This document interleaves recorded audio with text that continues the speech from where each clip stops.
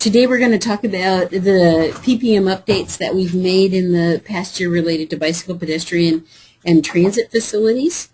We'll try to address the major highlights and illustrate some of the concepts we've been working on.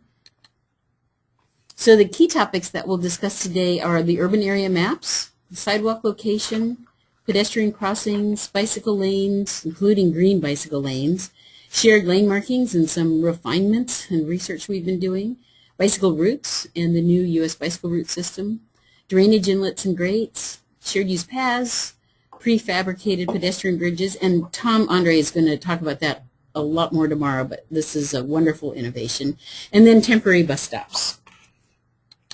If we can begin, I find sometimes that people still aren't looking at the urban area maps to determine what the requirements are for bicycle and pedestrian accommodation in their project. And so to help with this, we have actually now put a link into the PPM chapter to guide you back to where the urban area maps are. So please, when you start your project, realize that what you're required to do is so much influenced by where your project is. So make sure you look at the urban area maps. And in the example here, we just have an example of the Leon and Gaston counties urban area maps. And the other thing, too, is I'm not sure if we've already mentioned this, but we're going to post all these presentations. So these presentations have active web links in them. So if you go back to the presentation, the link will take you to the location where all of the county maps are. For sidewalk location, we've revised this just a little bit, but I really wanted to emphasize this because it's so important for our opportunity to give pedestrians a safe and quality place to walk. So the sequence of desirability for new sidewalks, first as near the right-of-way line as possible, but to remember to leave 2 feet about on the back edge just for maintenance and your ability to tie into the grade. And then the next preference is outside of the clear zone, then 5 feet from the shoulder point, and then at the shoulder point. Sidewalks shall not be contiguous to the roadway pavement, and I've got a couple pictures I think that'll help you understand why. And what we're wanting to do is, and this has been in here for a long time, and I'm just seeing projects that are actually implementing the concept. So I just wanted to share with you this transition to provide functional crossing locations that meet driver expectation at intersections. We need to have the crosswalk in front of the stop bar, but you've got to plan for this transition from the back of the right-of-way up to in front of the stop bar.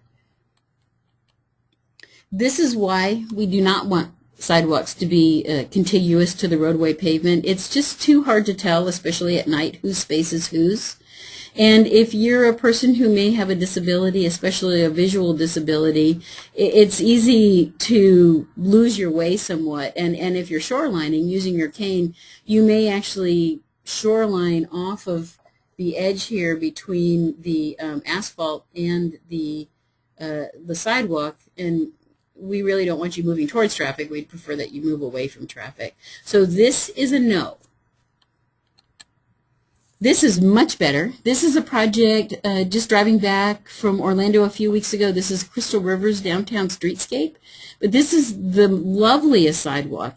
And you can see here that the sidewalk is actually not contiguous with the roadway pavement because of the curb and gutter. So you're still allowed to use sidewalks back of curb, but we would not want to see sidewalks touching shoulder pavement. This is, if anybody's driving, if you have a chance to just take a quick stop down here in Crystal River, they've done some wonderful things with chicanes and new handicap ramps, and even a very interesting way that they provided accessible access to a building, and by elevating the sidewalk up. So it's certainly worth half an hour to stop here. This is a project on US 41 in our same trip driving back. Now, I was driving with Dean Perkins actually, and I have a really hard time getting my coworkers to actually stop when we're headed home. So I was pretty excited that this picture worked out at 55 miles an hour. But this is an example of a sidewalk that maybe isn't meeting all of the criteria in sidewalk location that we just discussed, but they've tried to mitigate the proximity to the roadway by creating this nice broad separation. and trying to avoid the ditch, the landscaping, the utilities. And I think this is a pretty nice job. And then I actually did get Dean to stop here. And you can see this is an extension of this sidewalk project, and you can see where they have built the bed for where the sidewalk will be located now properly to the back edge of the right-of-way as much as possible, but with the transition down so that it will place it in front of the stop bar. And the stop line is right about here. So we'll transition this to come in here, maybe set that stop bar back just a little bit. But this is just a wonderful example of how, as we make changes in the PPM and you guys follow them and we begin to see them in design, and it's very rewarding. I wanted to talk just a minute about the Nebraska Avenue Road Diet. This is a phenomenal project done by District 7's in-house design team, and it's downtown Tampa. And it's Nebraska Avenue parallels I-275 just a little bit to the east. Lots of pedestrian activity, bicycle activity, lots of businesses, transit. It has everything in a very constrained urban roadway corridor. So it's a minor arterial, highly urbanized. And Nebraska Avenue, what drew the attention of District 7 was that it was a corridor that had a very high rate of bicycle and pedestrian crash frequency. This is before, looks pretty bleak, looks very hot. Not a place where you'd want to walk. And this is after. And what they did is they took the 4-lane and converted it into a 2-lane, added bike lanes, improved the sidewalks, added a median, sometimes flush, sometimes raised, sometimes using pattern pavement, and were able to create spaces for all of the people who use this corridor. And what I like too, just, will I go back? Yes. This truck stored in the flush median is taking advantage of a place to store safely out of traffic and unload. And this is so interesting because I saw the same behavior in Gainesville, where they'd created a center flush median in conjunction with some raised pedestrian islands, and also in Panama City Beach, where we created some bump outs from the side to shorten the crossing distance. And the delivery trucks now take advantage of these little interruptions in the traffic flow that we create to provide a safe place to store.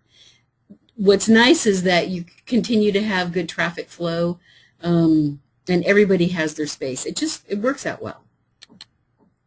The after conditions, they upgraded the signals. You can see that it's hard to see. There's a ped head here, nice new mast arms, crosswalks, the bike lane properly skipped as it approaches the intersection so that the driver is encouraged to move to the curb and the bicyclist is informed that there's the potential for merging traffic. And then the mid-block crosswalks. In addition to the signalized intersections, they added quite a few mid-block crosswalks. They understood that people are going to cross where they need to cross. That it's going to be unreasonable to divert them any great distance. And as you look down this corridor, you can see that at least in the direction we're looking, there is no protected opportunity to cross for quite a long way. And so they added this raised pedestrian island, added a marked crosswalk, added signs. The signs are properly set to the back edge so that they don't impede the actual function of the sidewalk. And they've added the advanced yield lines. One of the things that you need to be aware of is that we're constantly evolving in our criteria, and the standards are being renewed and refreshed. At this point, when this project was designed, these were very appropriate pavement markings. Now, you'll look at in 17346, and Chester's going to handle standards tomorrow, is that now what we would be requiring is a stop condition, so you'd have a solid line, properly set back enough distance from the crosswalk. And what this does is it really helps the pedestrian to know that the driver is going to stop. And especially if you had a multi-lane situation, it would reduce the possibility for the overtaking crash where the first car stops, but the second lane does not because it doesn't see the pedestrian. So This is a great example of a mid-block crosswalk, but remember to stay current in what the standards are expecting of you. The crash reductions in the project, pedestrian crashes were reduced from 7 to 2.5 crashes per year. Bicycle crashes reduced from 5 to 1.7. Sideswipe crash rate reduced from 0.76 to 0.15 per million vehicle miles traveled. And the rear end crash rate, remember the truck's now parked in the middle instead of half on the sidewalk and half in the street, reduced from 1.18 to 82 crashes per million vehicle miles traveled. The sidewalk, the whole project worked within the existing right-of-way that they had. So they upgraded sidewalks, added crosswalks, added bicycle lanes, added bus bays, and added the two-way left turn lanes into the project. And the project is carrying about the same amount of traffic before as now as it was before. So it's a phenomenal success story. So I just wanted to thank District 7 for all the work they did to that. And the other thing that's so important, and we probably need to do more of, is they started evaluating the performance of the project almost right after the construction was complete. So they were able to get very timely feedback on whether or not the decisions that they made related to their design were working. Were they having a benefit? And it was really rewarding to see the amount of benefit that they did create beyond their expectations. In the PPM, we have now provided you a link to this study, Safety Effects of Marked versus Unmarked Crosswalks at Uncontrolled Locations. There's still a lot of, I guess, old ideas about crosswalks, and I really encourage you to take a peek at the study. It's not real long.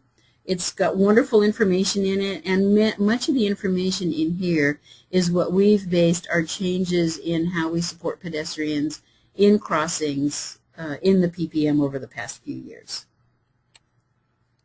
Bicycle lanes. We have updated and wanted to just clarify a few things on the width. A minimum of 4 feet wide measured from the lip of gutter or the edge of pavement. A minimum of 5 feet wide when a guardrail or other barrier exists and the roadway pavement is continuous to the barrier. Before, we weren't very clear about what to do when, when there was a barrier where the pavement was flush all the way to the barrier. So this effort hopes to clarify that. And then a minimum of a 6 foot wide bike lane on new high-speed urban and suburban arterials with curb and gutter. So remember, you need to be closely watching those typical sections that are in Volume 2 of the PPM. For more details on bicycle lanes and how to mark bicycle lanes, you should follow Index 17347. One thing to note is that we have, what we were finding is designers were thinking maybe more is better. And the idea is that maybe we don't need quite as many bike lane markings as some designers had been putting in, especially on the higher speed roadways, because you encounter that marking more frequently. So we've made some revisions in there. So look at the notes in 17347, but Chester's going to mention that in his presentation tomorrow. Bicycle lanes, Miranda will probably not be happy about this picture, but this is a 4 foot level that comfortably fits within the width of the bicycle lane. This is,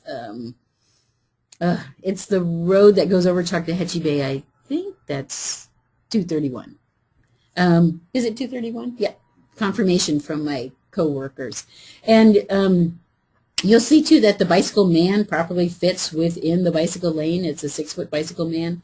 But this is just a very nice example and enough slope in the bicycle lane, no ponding, so that water isn't storing in the lane.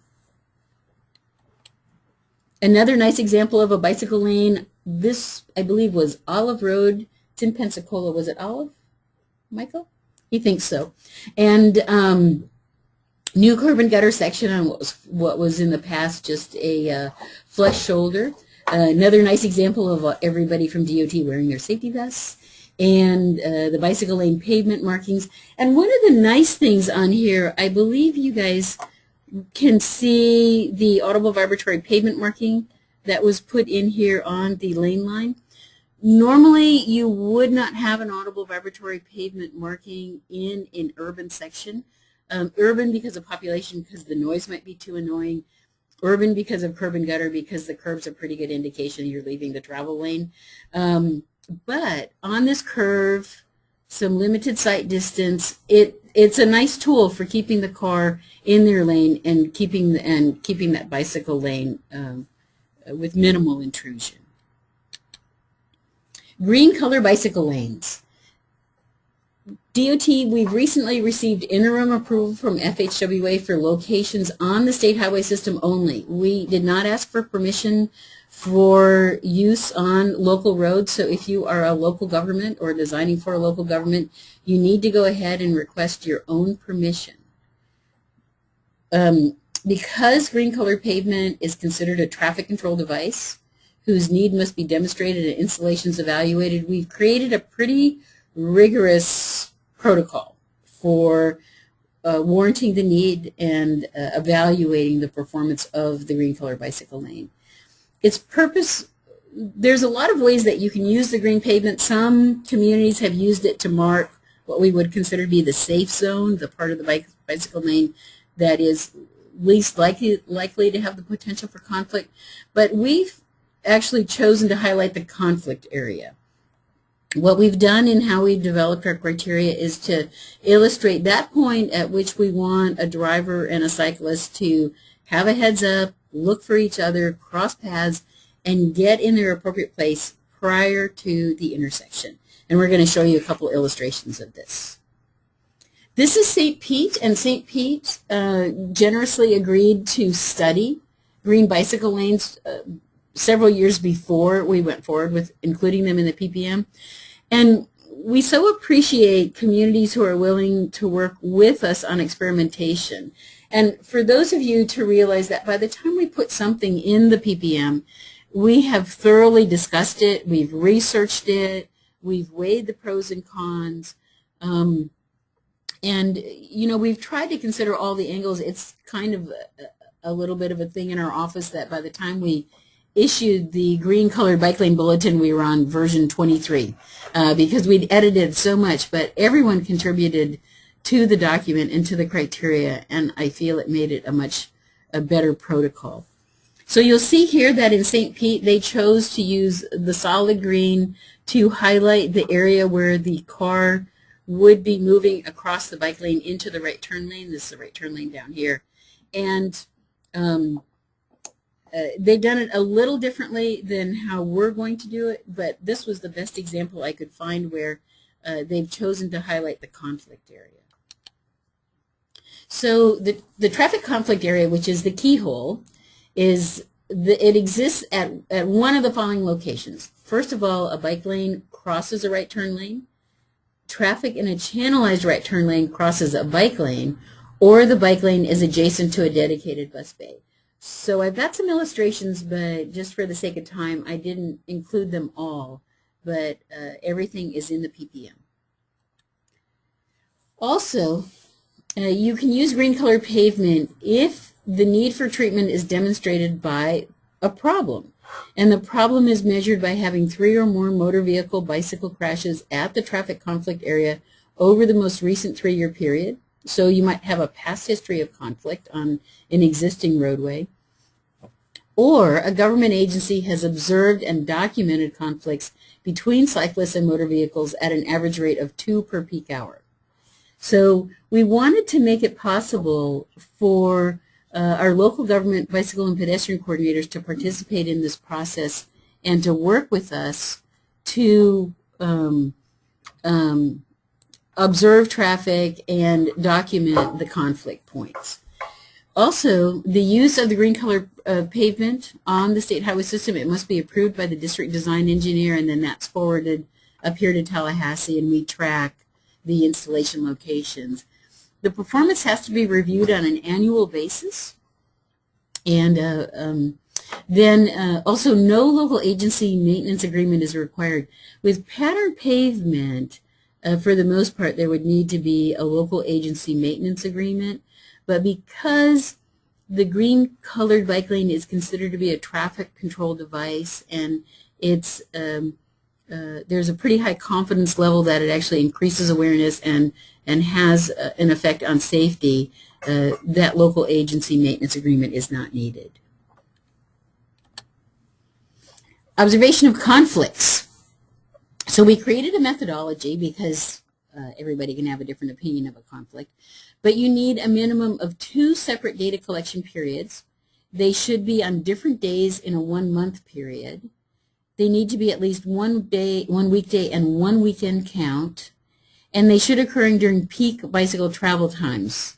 You need to have bicyclists to have bicycle motor vehicle conflict, so you need to be counting when bicyclists are out there. And each observation period should be at least 2 hours in duration. Now, we found from research that we looked at across the country that peak bicycle times are typically on weekdays from 11 o'clock a.m. to 1 p.m., again on weekdays from 5 o'clock p.m. to 7 o'clock p.m., and on Saturdays from 8 o'clock a.m. to 2 o'clock p.m.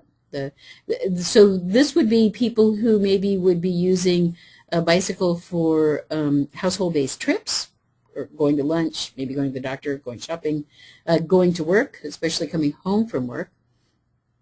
People who might be going on their bike to dinner after work. And then on Saturdays, this might be recreational cyclists, but also utilitarian cyclists who might be involved more in a tourism-based business where they're working across the weekend. Since we wrote this criteria, some of the districts have started doing 12 and 24-hour bicycle counts. And if you find that your peak hours are different from this, please feel free to use them. But in your documentation for your conflicts, be sure to include the information that based upon your own research in these 12 and 24-hour counts, that your peaks are actually a little different, and why you've chosen to count at a different time than what we've recommended to you.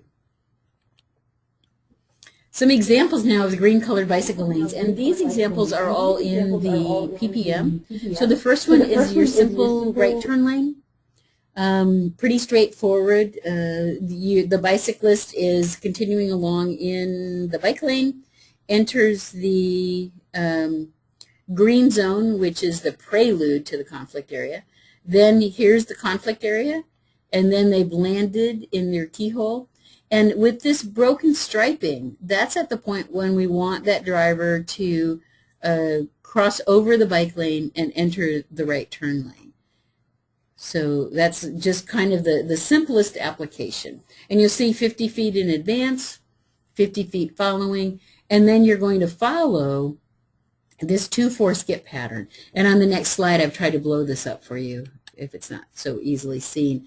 Again, here you've got your 2-4 skip pattern, and the green is bordered by your white striping pattern. This is different than the example we showed in St. Pete. What we've decided to do is to enhance the fact that this is the crossing point by the skipping, just like what we do when a bike lane is approaching an intersection that does not have a dedicated right turn lane. If you remember those pictures from Nebraska Avenue, we showed that skipped pattern.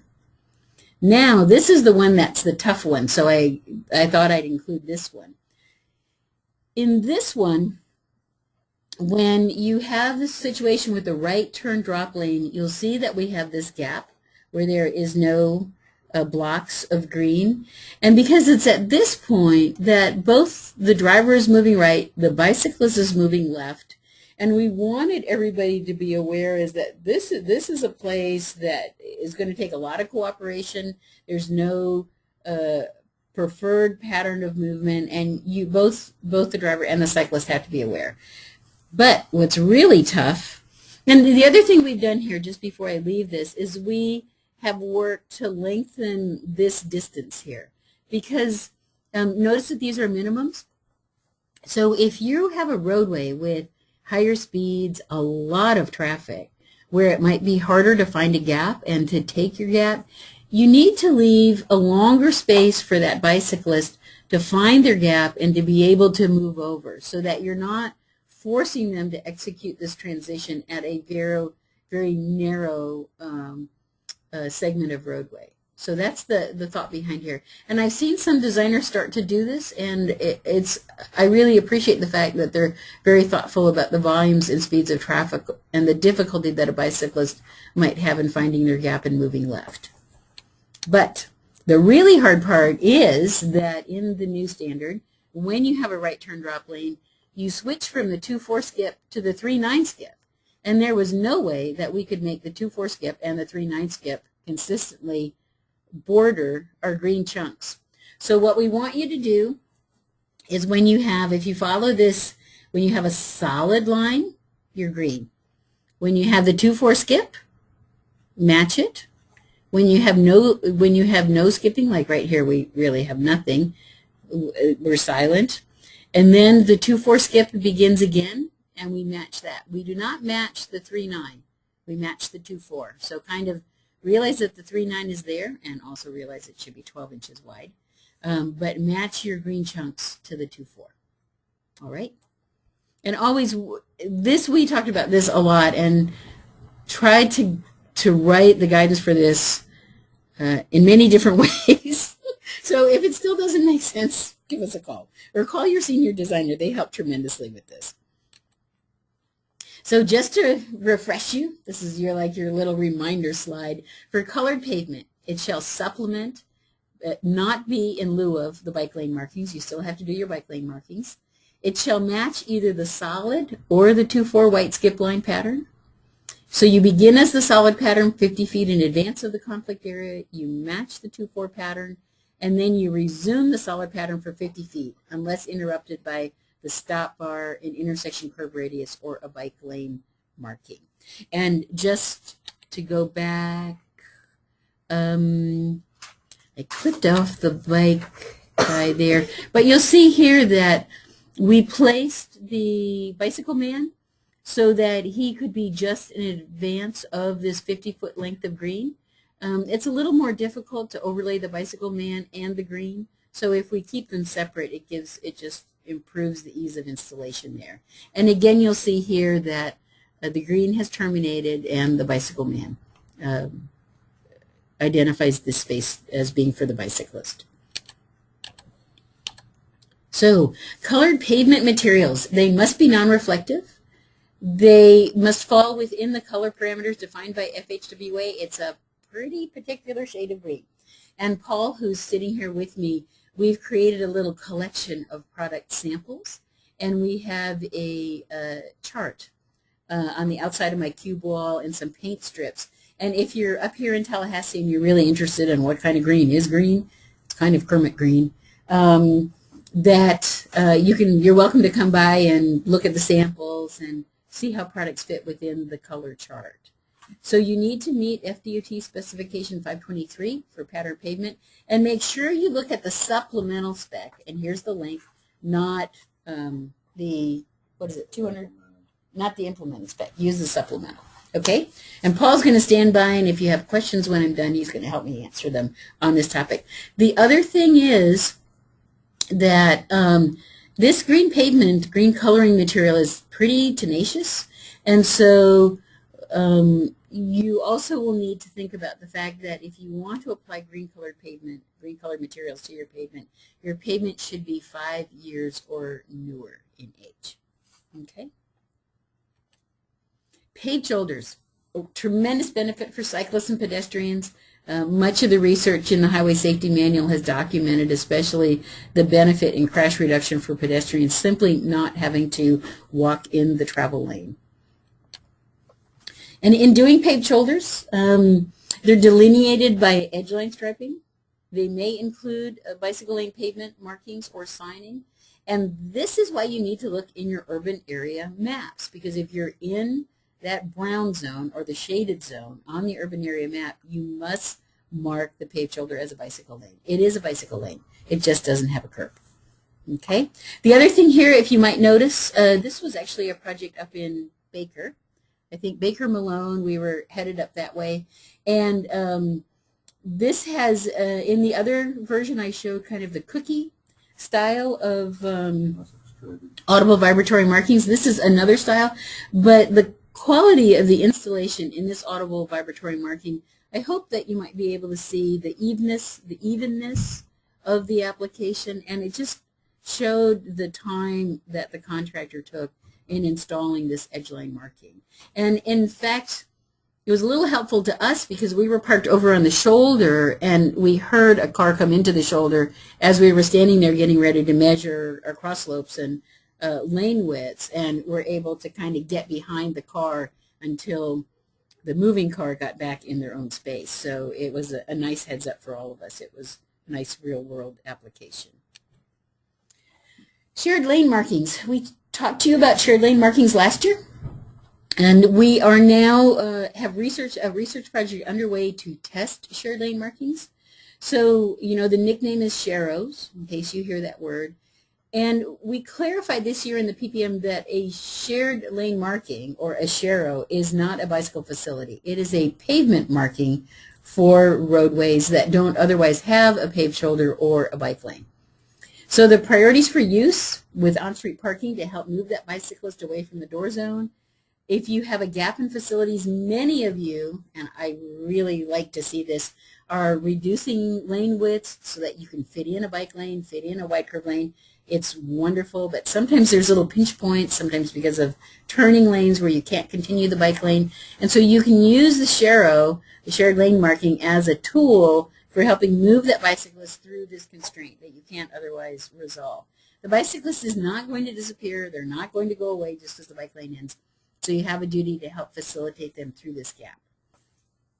You might use it as an alternative as part of an MOT plan. Haven't seen that yet, but I'd love to see that in a thoughtful maintenance of traffic plan.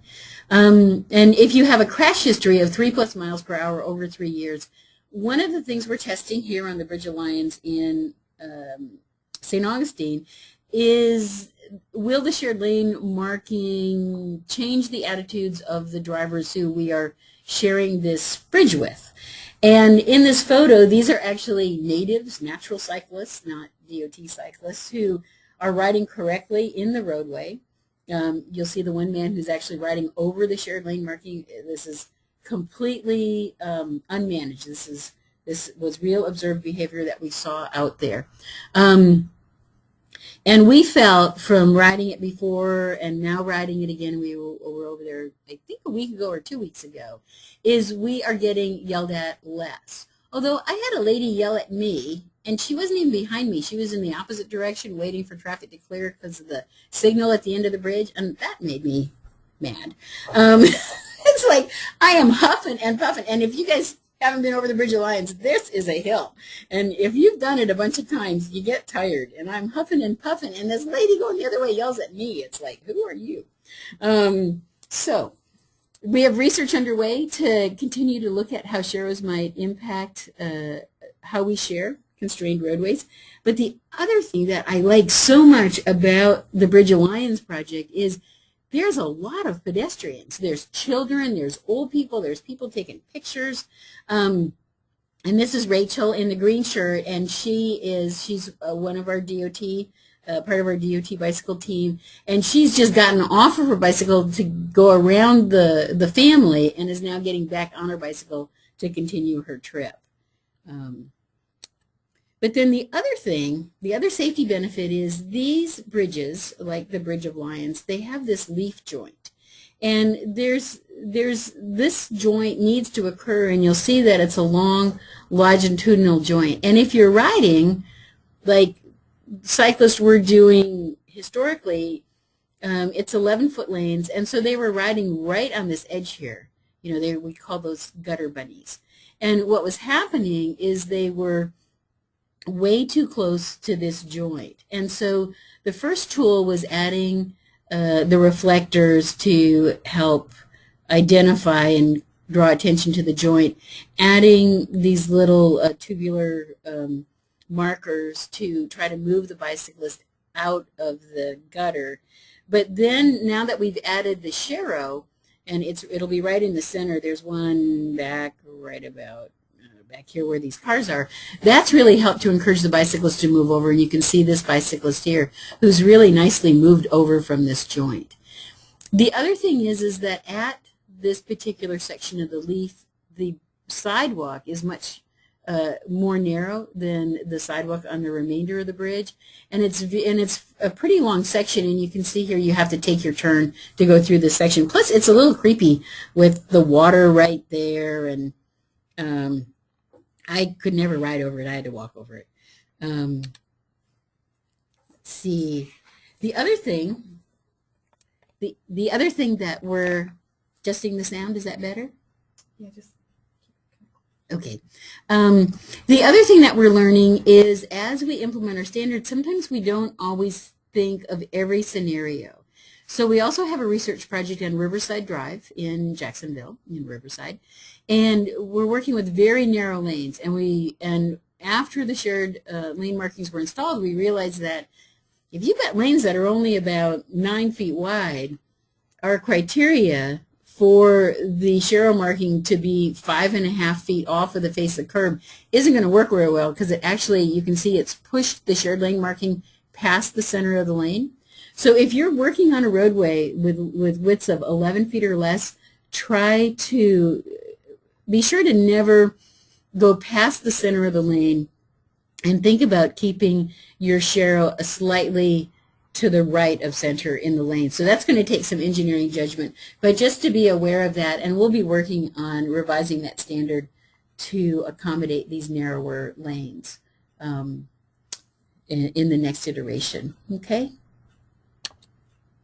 One of our DOT bicycle research teams, we have research teams in every district, and just again to reiterate to you that people are out in the field testing, trialing, debating, discussing all this innovation, and we just don't do it just on a whim. So it's very well tested. And just as an example here, we have our UNF, University of North Florida researchers who are working on the shared lane research, and our traffic ops folks from District 2 Traffic Ops, and Jennifer Graham, our district bike ped coordinator, planning. It's a wonderful group of people who are all willing to come and contribute and help collect all this data. For bicycle routes, one of the things that we have changed in the PPM is we've added criteria and updated the guidance for bicycle routes. So you can have roadways or shared use paths, which you can designate them now through signage, pavement markings, or mapping. And they're going to provide directional and distance information. They should not end at a barrier. Don't leave the person hanging. And whether or not you mark a route is going to be based upon the suitability of the roadway. Closer to me? Sure. How's that? Better? Hopefully it'll get better. Evaluations of suitability include roadway width, volume, speed, and types of traffic. Do we want all that to show? It's me? Yeah, just minimize it on yours. That area. Okay, good. The U.S. Bicycle Route System. This is a project that AASHTO has adopted, and we have also supported. Okay, and the U.S. Bicycle Route System, it's a network of bicycle routes. They can span multiple states. You're nominated for national designation, and you're approved by AASHTO, and we have a policy. And in the slideshow, if you choose to go and download it later, these are all hot links to the policy. So you can see the breadth of the national system. It's kind of modeled after the interstate system. And in Florida, we've chosen to focus on 4 corridors. So there's U.S. Bike Route 90, which of course follows 90, Highway 90. U.S. Bike Route 1, which of course follows our Atlantic coast. U.S. Bike Route 15, which follows the Gulf Coast, drops in from Georgia in Madison and Madison County, and then moves and then goes around the Gulf Coast to Miami. And then there's all the alternate U.S. Bike Route, which is the Cross Florida Greenway, and follows the Marjorie Harris Carr Greenway from Daytona to Tampa. But in Table 8.4.1, we've added the evaluation criteria. Because the corridor is 50 miles wide, you've got to narrow it down within that. So we've created a system, a set of criteria to help you narrow down your preferred option. And this is just an illustration of the routes in Florida, the 1, 90, 15, and then the Cross Florida Greenway is this line right here. Then the evaluation criteria, you can consider them on the macro level, and then the micro level will follow, but it needs to be within the U.S. Bike Route Corridor. It should support natural connections between adjoining states, It should include or intersect existing and planned bicycle routes. It will provide access to scenic, cultural, historical, and recreational destinations. And it should link metropolitan areas, transportation hubs, or major attractors. It should go to where people want to go. And it should be reasonably direct. Nobody needs to go 50 miles out of their way. If you think about that from a bicyclist perspective, that's a whole day. And the micro criteria, you should meet Florida design criteria for bicycle facilities. And remember that all roads, except those limited access, are open to bicycle travel. And even a road without particular accommodation is still a bicycle facility. It connects to a neighboring state. It utilizes already successful routes. There's great routes out there from adventure cycling and routes that MPOs and local governments have been planning. It provides access to services. It's really important to have access to food, water, a place to stay overnight, libraries, bike shops. It has regular ferry or shuttle crossings of water bodies or other barriers. And it avoids unnecessary extreme climbs and hills. Some hills are good, especially when they get you to some great vista, but just to go up and down is no fun. And should be easy to follow. So drainage inlets and grates. You've seen this slide before. We talked to you about how we've been looking at inlets and how we might improve how grates and inlets match each other. And just to let you know that the Storm Drain Handbook has now been updated, the 2012 handbook, and this will be the link to it. But in particular, you want to pay attention to Figure 3-11, curb inlet and gutter inlet application guidelines. And what you'll see here is that we've created a series of yes, no, yes, no's for the location of the inlet relative to the bicycle or pedestrian facility. And the same thing with Figure 312, which is the ditch bottom and median inlets. And here again, we've created a chart that lets you weigh whether or not the inlets, which are the more appropriate inlets for your particular project. Shared use paths, they're paved facilities, we've updated, so they're paved facilities separated from motorized traffic by an open space or barrier, and they're either within the highway right-of-way or an independent right-of-way. This is the St. Mark's Trail. This would be considered at this point an independent right-of-way, and they're used by a variety of people, including equestrians. Shared use path width, this is an important change. Historically, our minimum width on the state highway system was 12 feet, but now we have revised that so that we want you to think about the volume and mix of users. The range is typically from 10 to 14 feet, with wider values in areas with high use or a broad variety of users, or if you have a special maintenance need, or a type of vehicle that maybe you're sharing the corridor with a power line, a big power line, and this is the only access for the utility trucks. But the minimum width is 10 feet, so we've reduced that down. And you can, this is a live link here to FHWA's Shared Use Path Level of Service Calculator. It's very, very neat. It's got some Florida examples in there that was used as the model, but it will help you to better make a decision on how wide your trail should be if it needs to be wider than 10 feet. And here's an example of what we're trying to avoid. In trying to keep those the 12-foot width of the path, sometimes we've created a path that has unusable space. We don't really want kids, older people, bicyclists traveling at faster speeds right up against that curb, and we also don't want them right up against that fence. This is a path in Brevard, North Carolina, but I thought it was a good illustration of just saying absolutely a certain width without thinking about the functional space. It doesn't work. So what we'd rather have, if I can go back to that for just a second. Will it go back? Yes. What we'd rather have is a separation. And if you look in the PPM, the guidance, you'll see the requirements for separation from, on a flush shoulder roadway, the edge of pavement, and on a curved roadway, the back of curb. And the newest and greatest, the use of steel truss bridges for pedestrian crossings. So just as a beginning point, there's been a lot of changes in the PPM in Chapter 8 relative to this, but it should be the standalone structures or hybrid structure with adjoining spans of other types. And this is an example of a steel truss bridge weathering steel that has just been installed on the Palatka to Lake Butler Trail along State Road 100. Maybe this was about 2 months ago when this was put in. And the guidance in general is standalone structures or hybrid structures with adjoining spans of other types. And the following conditions need to be met. This is important. So the span lies within a tangent horizontal alignment, has a maximum length of 200 feet. The width of the truss is constant, and there is not a skew. And Tom Andre is going to talk about this tomorrow in much greater detail. And so if you are planning on using any of these prefabricated bridges or proposing them for your project, please make sure you listen to Tom's presentation tomorrow. Temporary bus stops. For those of you who've been by the Burns building, you know that we're kind of we're surrounded by construction, which has given phenomenal opportunities for photos of Mesa traffic. And this is a woman. Her name is also Marianne. And I started watching her trying to find the bus stop through the course of the construction, and it gets moved all the time. This was a particular bad choice of a location.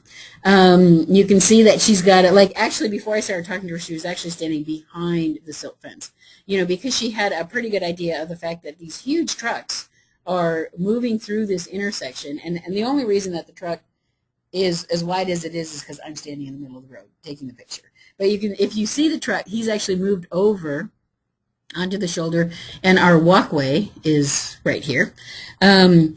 So we've been trying to work with, and it's the transit agency who actually locates this bus stop, hopefully in cooperation with the contractor. But we've now, the bus stop has now moved again to a better location. This was just behind me. This was the other side of the street. This was always available. And I don't know why they didn't think of this before, but this is a much better place for her to wait. The intersection functions better.